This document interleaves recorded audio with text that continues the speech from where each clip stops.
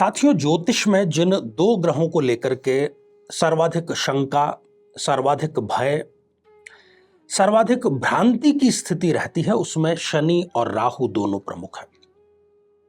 हमारा प्रयास यह है कि राहु की महादशा किस लग्न में कैसी रहेगी उसको लेकर के आपको जानकारी प्रदान करें। और आज ये उस श्रृंखला का दूसरा एपिसोड है और आज हम चर्चा करेंगे कि वृषभ लग्न में जातक या जातिका को राहु की महादशा कैसा परिणाम देगी।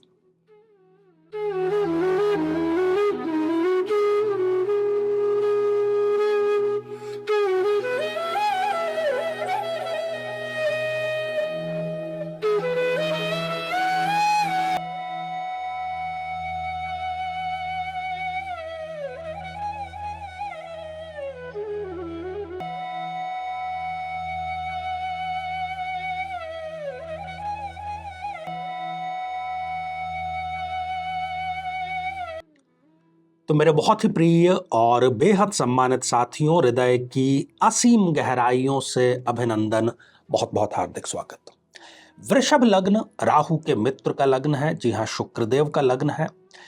कब और वो कैसा रिजल्ट प्रदान करेगा, इस पर बहुत सी चीजें डिपेंड करती हैं कि राहु की स्वयं की प्लेसमेंट, उसकी स्थापना कहां पर है, उसकी डिग्रियां कितनी हैं, उसकी युति किसके साथ में है।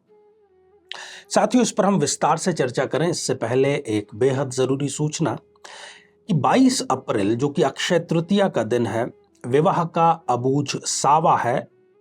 हमारा एक छोटा सा प्रयास है ऐसे हमारे सभी बहनों भाइयों के लिए जो कि कंवारेपन का दंश झेल रहे हैं। यदि वो चाहते हैं कि कुंडली में यदि उनका योग नहीं है, सभी प्रकार के वो प्रयास कर चुके हैं, तो इस सौंदर्य लहरी महा अनुष्ठान का वो हिस्सा बने। ऑनलाइन वो उसका हिस्सा बन सकते हैं। तो इसकी अधिक जानकारी के लिए आप टेलीफोन नंबर जो दिए गए हैं, इन पर आप संपर्क जरूर करें और इसका लाभ जरूर उठाएं ताकि अतिशीघ्र आपको विवाह संपन्न हो सके। तो आइए साथियों, एक वृषभ लग्न की जन्म पत्रिका पर दृष्टिपात करते हैं। उससे पहले एक बहुत ही छोटा सा जो सिद्धांत है, खासतौर पर राहु को लेकर के।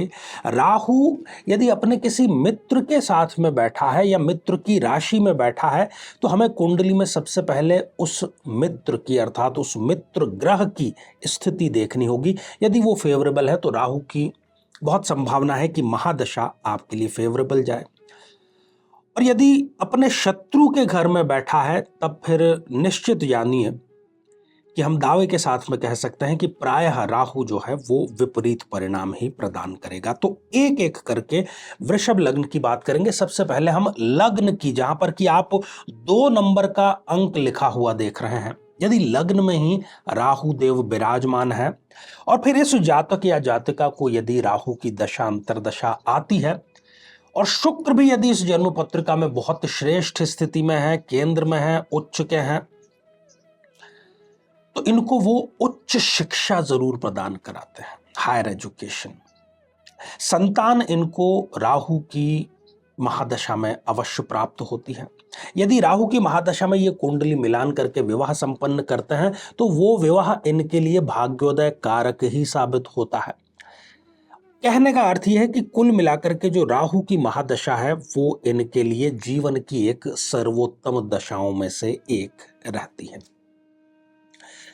साथियों, यदि इस जन्म पत्रिका में द्वितीय भाव में राहु देव विराजमान हो जाते हैं, तब भी वो इनके लिए सर्वोच्च दशा साबित होगी। कारण कि यहां पर भी राहु देव जो है वो लगभग उच्च का ही परिणाम प्रदान करेंगे। खासतौर पर इनके जो शत्रु हैं वो धराशायी होंगे, शत्रुओं पर ये आसानी से विजय प्राप्त कर लेंगे और अपनी मेहनत का जो फल है वो इनको बहुत शीघ्र और बहुत गहरा जरूर मिलता है राहु की दशा अंतरदशा में। साथियों, यदि इस जन्म पत्रिका में तृतीय भाव में, पराक्रम भाव में, साहस के भाव में यदि राहु देव विराजमान है, तो वो स्थिति फिर इनकी जो राहु की दशा अंतरदशा है ठीक बिल्कुल भी नहीं कही जा सकती। खासतौर पर अपने बहनों भाइयों के साथ में, छोटे भाई बहनों के साथ में क्लेश की स्थिति, अपने पिता से अनबन की स्थिति, ये इनको परिणाम अवश्य वो देती है। यदि राहुदेव सुख भाव में चतुर्थ भाव में विराजमान है, सभी साधन इनके पास में होंगे, परंतु ये भौतिक सुखों का उपभोग नहीं कर पाते और माता से भी जो है इनकी वो बन नहीं पाती है। साथियों, यदि यही राहुदेव इस जन्म पत्रिका में संतान भाव में पंचम भाव में विराजमान हो जाएं, तो हमें फिर वो देखना होगा कि बुध देव कैसे स्थान पर है। यदि बुध फेवरेबल हैं तो राहु की दशा भी इनके लिए फेवरेबल रहेगी, खासतौर पर इनके बिजनेस के लिए, संतान के लिए, प्रेम संबंधों के लिए। साथियों, आगे बढ़ते हैं और बात करते हैं छठे भाव की। यदि छठे भाव में राहुदेव विराजमान है, रोग ऋण और रिपु का ये भाव है, तो इनको हर एक चीज मिलेगी लाइफ में, सब कुछ इनको मिलेगा। जो भी ये चाहेंगे, जो भी ये प्रयास करेंगे, जिसके लिए मेहनत करेंगे, वो सब कुछ इनको मिलेगा, परंतु अत्यंत ही देरी के बाद में। और ये बहुत छोटी अवस्था में ही, लगभग बचपन में ही या तो ये हॉस्टल में पढ़ने चले जाते हैं, परिवार से किसी न किसी प्रकार से ये दूर होते चले जाते हैं। साथियों, बात करते हैं सप्तम भाव की। यदि सप्तम भाव में पति पत्नी के बीच में बहुत अधिक वाद विवाद की स्थिति है, तो उसके लिए ये राहु देव ही विराजमान है और राहु की दशा अंतरदशा इनके लिए तलाक का कारण भी बन सकती है। यदि ये कहीं निवेश करते हैं तो इस दशा में लोग इनका पैसा हड़प सकते हैं। इनका जो निवेश है वो गलत निवेश में परिवर्तित होकर के पैसा फंसने का कार्य कर सकता है। साथियों, यदि अष्टम भाव में राहु देव विराजमान है तो राहु की दशा अंतरदशा इनके लिए मृत्यु तुल्य रहेगी। मृत्यु तुल्य अर्थात ऐसे विचार भी मन में आ सकते हैं कि ऐसे दिन देखने से तो अच्छा था कि मृत्यु ही आ जाए। ये उधार लेकर के अपनी जिंदगी बिताना प्रारंभ करते हैं। गाड़ी से भी इनको किसी न किसी प्रकार का नुकसान होता है, परंतु फिर भी इनका जो गाड़ी के प्रति मोह है वो छूट नहीं पाता। साथियों, यदि इस जन्म पत्रिका में नवम भाव में, भाग्य भाव में यदि राहुदेव विराजमान है, तो इनके लिए वो भाग्य का और जो लाभ का स्थान है वो परम सौभाग्य कारक हो सकता है, बशर्ते कि शनिदेव की स्थिति यहाँ पर फेवरेबल हो। और यदि शनिदेव की स्थिति फेवरेबल है तो ये भाग्य के भरोसे लाभ जरूर कमाएंगे। यात्राएं इनकी, बिजनेस यात्राएं खासतौर पर कई गुना इनको लाभ देने वाली होगी।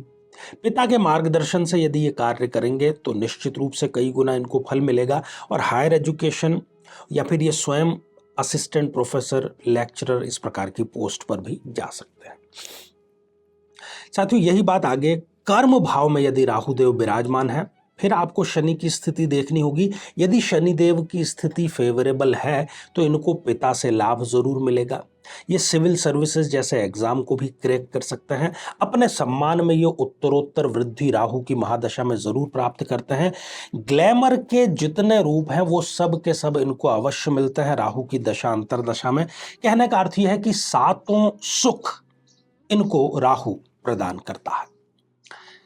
साथियों, यदि यही राहुदेव 11वें भाव लाभ भाव में यदि विराजमान है तो वो यहां पर हो गए अपनी शत्रु राशि में।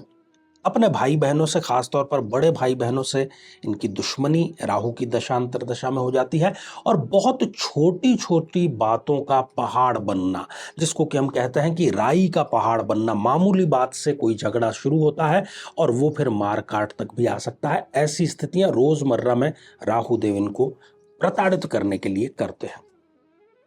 यदि व्यय भाव जो कि मंगल देव का भाव है, वहां पर भी राहु की स्थिति इस लग्न कुंडली में ठीक नहीं कही जा सकती। वो इनको फर्श से नीचे भी धंसा देंगे। एक कहावत होती है कि अर्श से फर्श पर आ गया आदमी। अब उससे भी बदतर स्थिति क्या हो सकती है वो यहां पर बैठ करके राहुदेव इनको दे सकता है, खासतौर पर अपनी दशा अंतरदशा में। जीवन में वो इनको स्थिर होने ही नहीं देता। तनाव से, इंसोमेनिया से इनको ऊपर आने ही नहीं देता है वो। साथियों, जितनी भी हमने भविष्यवाणी की राहु की प्लेसमेंट और उसकी महादशा को लेकर के, उसमें राहुदेव की डिग्रियों का बहुत बड़ा रोल है। यदि वो स्वयं 0, 1, 28, 29 डिग्री के हो जाते हैं तब फिर वो ये सारे रिजल्ट आपको प्रदान नहीं करेंगे। दूसरी बात, जितने नकारात्मक आपकी बातें आज बतलाई गई हैं, यदि आप चाहते हैं कि वो आपके साथ में घटित न हो तो प्रति माह में एक शिवरात्रि आती है जिसको कि हम मासिक शिवरात्रि कहते हैं। तो मासिक शिवरात्रि पर आपको निकट के मंदिर में जाकर के बिल्व पत्र समर्पण करके और अभिषेक जरूर करना चाहिए।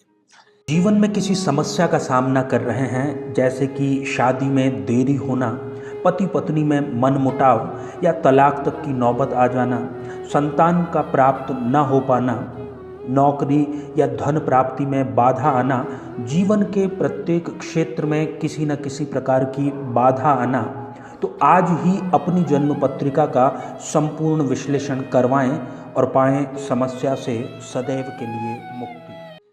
तो आइए साथियों, अब हम बढ़ते हैं आज के हमारे कमेंट के चरण की तरफ। पहला ही कमेंट है, ये रेणुका वाडेकर जी ने लिख भेजा है, एब्सोल्युटली ट्रू सर। तो रेणुका जी, हमारे सारे कार्यक्रम शोध परक होते हैं, शास्त्रीय सिद्धांतों पर आधारित होते हैं और इससे भी बढ़कर के अनुभव पर आधारित होते हैं। तो इनकी सत्यता में किसी प्रकार की कोई भी जो संशय है उसकी स्थिति नहीं होती है।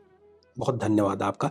और अगला कमेंट आरती तिवारी जी का है, ओम गुरु जी आपने लिख भेजा है। तो आरती जी, आशीर्वाद हृदय की असीम गहराइयों से। अगला कमेंट, ये भी नियमित दर्शक है हमारे, साधना पासवान जी ने लिख भेजा है, नमस्कार। तो साधना जी, आशीर्वाद हृदय की असीम गहराइयों से। बहुत ही रोचक, बहुत ही तथ्यपरक, बहुत ही शास्त्रीय ये श्रृंखला हमारी चल रही है। यदि आप भी अपनी जन्म पत्रिका में राहु की स्थिति, उसकी महादशा के बारे में जानना चाहते हैं तो श्रृंखला अपने लग्न के अनुसार जरूर देखें। तो साथियों, आज के लिए केवल इतना ही, और इसी मंगल कामना के साथ में कि आप सभी स्वस्थ, समृद्ध और शांतिपूर्वक जीवन व्यतीत करें। नमस्कार।